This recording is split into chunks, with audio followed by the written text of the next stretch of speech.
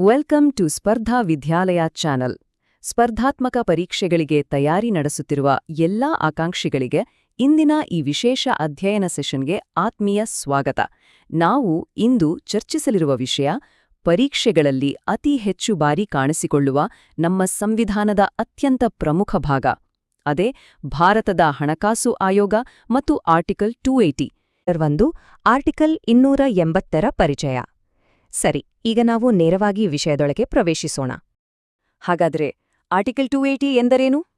ಸರಳವಾಗಿ ಹೇಳಬೇಕೆಂದ್ರೆ ಇದು ಭಾರತದ ಸಂವಿಧಾನದ ಅಡಿಯಲ್ಲಿ ಸ್ಥಾಪಿತವಾದ ಒಂದು ಸಂವಿಧಾನಾತ್ಮಕ ಸಂಸ್ಥೆ, ಅಂದ್ರೆ ಕಾನ್ಸ್ಟಿಟ್ಯೂಷನಲ್ ಬಾಡಿ.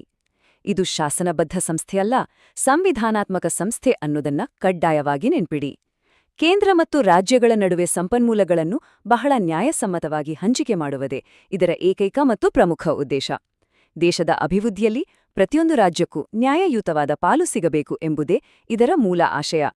ಇಲ್ಲಿ ನಾವು ಗಮನಿಸಲೇಬೇಕಾದ ಅತಿ ಮುಖ್ಯವಾದ ಅಂಶವೆಂದರೆ ಈ ಆಯೋಗವನ್ನು ಯಾರು ರಚಿಸುತ್ತಾರೆ ಅನ್ನೋದು. ಭಾರತದ ರಾಷ್ಟ್ರಪತಿಗಳು ಈ ಹಣಕಾಸು ಆಯೋಗವನ್ನು ರಚಿಸುತ್ತಾರೆ. ಎಷ್ಟು ವರ್ಷಗಳಿಗೆ? ಸರಿಯಾಗಿ ಪ್ರತಿ 5 ವರ್ಷಕ್ಕೊಮ್ಮೆ. ಆದರೆ ನೆನಪಿರಲಿ, ಒಂದು ವೇಳೆ ತುರ್ತು ಅಗತ್ಯವಿದ್ದರೆ 5 ವರ್ಷಗಳಿಗಿಂತ ಮುಂಚಿತವಾಗಿಯೂ ಇದನ್ನು ರಚಿಸುವ ಪರಮಾಧಿಕಾರ ನಮ್ಮ ರಾಷ್ಟ್ರಪತಿಗಳಿಗಿರುತ್ತದೆ. ಚಾಪ್ಟರ್ 2 ಆಯೋಗದ ರಚನೆ. ಹಾಗಾದರೆ ಇಷ್ಟೊಂದು ಪ್ರಮುಖವಾದ ಸಂಸ್ಥೆಯಲ್ಲಿ ಯಾರ್ಯಾರು ಇರ್ತಾರೆ ಅಂತ ನೋಡೋಣ ಬನ್ನಿ. ನಾವೀಗ ಗಮನಿಸುತ್ತಿರುವ ಈ ಮಾಹಿತಿಯಲ್ಲಿ ನಿಜವಾಗಿಯೂ ಆಸಕ್ತಿದಾಯಕವಾದ ಅಂಶವೆಂದರೆ ಈ 1+4 ಸೂತ್ರ. ಹೌದು, ಹಣಕಾಸು ಆಯೋಗದಲ್ಲಿ ಒಟ್ಟು 5 ಜನ ಇರ್ತಾರೆ. ಒಬ್ರು ಅಧ್ಯಕ್ಷರು ಮತ್ತು 4 ಜನ ಇತರ ಸದಸ್ಯರು. ಜೊತೆಗೆ ಈ ಸದಸ್ಯರ ಅರ್ಹತೆಗಳೇನು, ಅವರನ್ನ ಹೇಗೆ ಆಯ್ಕೆ ಮಾಡಬೇಕು ಅನ್ನೋದನ್ನೆಲ್ಲ ನಿರ್ಧರಿಸುವ ಸಂಪೂರ್ಣ ಅಧಿಕಾರ ಯಾರಿಗಿದೆ ಗೊತ್ತೇ? ಅದು ನಮ್ಮ ಸಂಸತ್ತಿಗೆ ಅಥವಾ ಪಾರ್ಲಿಮೆಂಟ್ಗೆ ಮಾತ್ರ ಸೇರಿದೆ. ಚಾಪ್ಟರ್ 3 ಪ್ರಮುಖ ಕಾರ್ಯಗಳು ಮತ್ತು ಕರ್ತವ್ಯಗಳು. ಈ ಆಯೋಗಕ್ಕೆ ವಹಿಸಲಾಗಿರುವ ಆ 5 ನಿರ್ದಿಷ್ಟ ಜವಾಬ್ದಾರಿಗಳತ್ತ ಗಮನಹರಿಸೋಣ.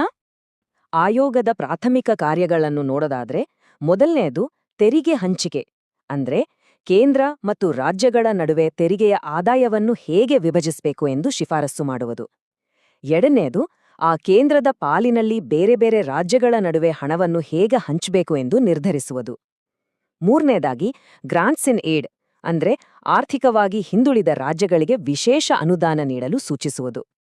ನಾಲ್ಕನೆಯದು ರಾಜ್ಯಗಳ ಆರ್ಥಿಕ ಸ್ಥಿತಿಯನ್ನು ಸುಧಾರಿಸಲು ಬೇಕಾದ ಆರ್ಥಿಕ ಸುಧಾರಣಾ ಕ್ರಮಗಳನ್ನು ಒದಗಿಸುವುದು.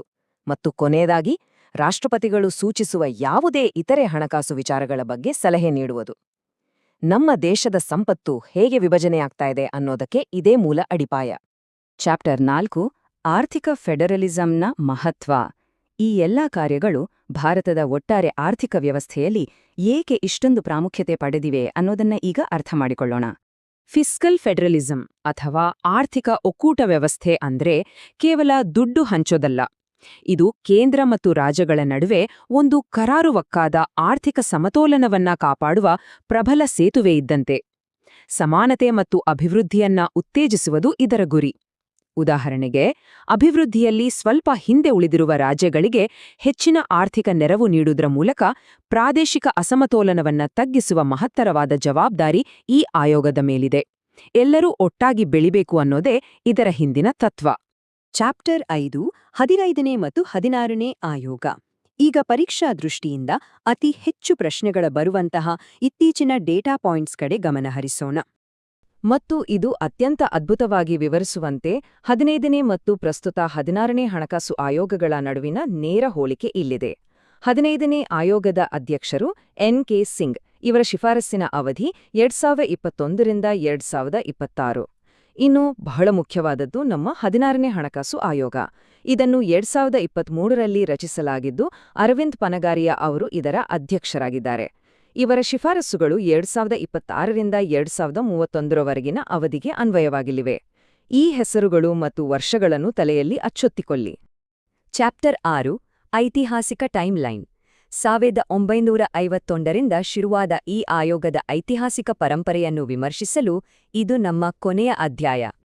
ಈ ಟೈಮ್ಲೈನ್ ನಮ್ಮ ಹಣಕಾಸು ಆಯೋಗದ ಪ್ರಮುಖ ಮೈಲಿಗಲ್ಲುಗಳನ್ನು ಬಹಳ ಸ್ಪಷ್ಟವಾಗಿ ತೋರಿಸುತ್ತದೆ. ಭಾರತದ ಮೊಟ್ಟಮೊದಲ ಹಣಕಾಸು ಆಯೋಗ 1951ರಲ್ಲಿ ರಚನೆಯಾಯಿತು ಮತ್ತು ಅದರ ಮೊದಲ ಅಧ್ಯಕ್ಷರು ಕೆ.ಸಿ. ನಿಯೋಗಿ. ಇದು ಎಷ್ಟು ಬಾರಿ ಪರೀಕ್ಷೆಗಳಲ್ಲಿ ಕೇಳಲ್ಪಟ್ಟಿದೆ ಅಂತ ನಿಮಗೆ ಗೊತ್ತೇ ಇದೆ. ಅಲ್ಲಿಂದ ನೇರವಾಗಿ ನಾವು ಇತ್ತೀಚಿನ ವಿದ್ಯಮಾನಗಳಿಗೆ ಜಿಗಿಯುವುದಾದ್ರೆ 2017ರಲ್ಲಿ 15ನೇ ಆಯೋಗ ಮತ್ತು 2023ರಲ್ಲಿ 16ನೇ ಆಯೋಗದ ರಚನೆಯಾಗಿರುವುದನ್ನು ನಾವು ನೋಡಬಹುದು. ಇದುವರೆಗೆ ರಚನೆಯಾದ ಒಟ್ಟು 16 ಹಣಕಾಸು ಆಯೋಗಗಳ ಸಂಪೂರ್ಣ ಮಾಸ್ಟರ್ ಲಿಸ್ಟ್ ಇಲ್ಲಿದೆ. 1ನೇ ಆಯೋಗದ ಕೆ.ಸಿ. ನಿಯೋಗಿ ಅವರಿಂದ ಹಿಡಿದು 12ನೇ ಆಯೋಗದ ಸಿ. ರಂಗರಾಜನ್, 13ರ ವಿಜಯ್ ಕೇಳ್ಕರ್, 14ರ ವೈ.ವಿ. ರೆಡ್ಡಿ ಮತ್ತು ಈಗಿನ 16ನೇ ಆಯೋಗದ ಅರವಿಂದ್ ಪನಗಾರಿಯಾ ಅವರವರೆಗಿನ ಎಲ್ಲಾ ವಿವರಗಳು ಇಲ್ಲೇ ಇವೆ. ಮುಂಬರುವ ಪರೀಕ್ಷೆಗಳಲ್ಲಿ ಹೊಂದಿಸಿ ಬರೆಯಿರಿ ಅಥವಾ ಮ್ಯಾಚಿಂಗ್ ಪ್ರಶ್ನೆಗಳಿಗೆ ಈ ಪಟ್ಟಿಯನ್ನು ಬಹಳ ಎಚ್ಚರಿಕೆಯಿಂದ ಅಧ್ಯಯನ ಮಾಡಿ. ಇದು ನೇರವಾಗಿ ಅಂಕಗಳನ್ನು ತಂದುಕೊಡುವಂತಹ ಲಿಸ್ಟ್. ಇಂದಿನ ಈ ಅತ್ಯಮೂಲ್ಯವಾದ ಅಧ್ಯಯನ ಸೆಷನ್ ಅನ್ನು ಪ್ರಶ್ನೆಯೊಂದಿಗೆ ಮುಕ್ತಾಯಗೊಳಿಸೋಣ.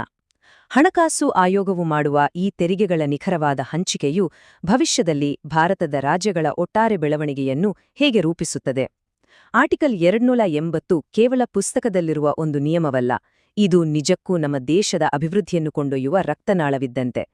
ಈ ವ್ಯವಸ್ಥೆಗಳು ಹೇಗೆ ನಮ್ಮ ರಾಷ್ಟ್ರವನ್ನು ಕಟ್ಟುತ್ತವೆ ಎಂಬುದರ ಬಗ್ಗೆ ಯೋಚಿಸುತ್ತಾ ಇರಿ. ಜ್ಞಾನದ ಈ ಹುಡುಕಾಟ ಹೀಗೆಯೇ ಮುಂದುವರೆಯಲಿ. ಎಲ್ಲರಿಗೂ ಶುಭವಾಗಲಿ.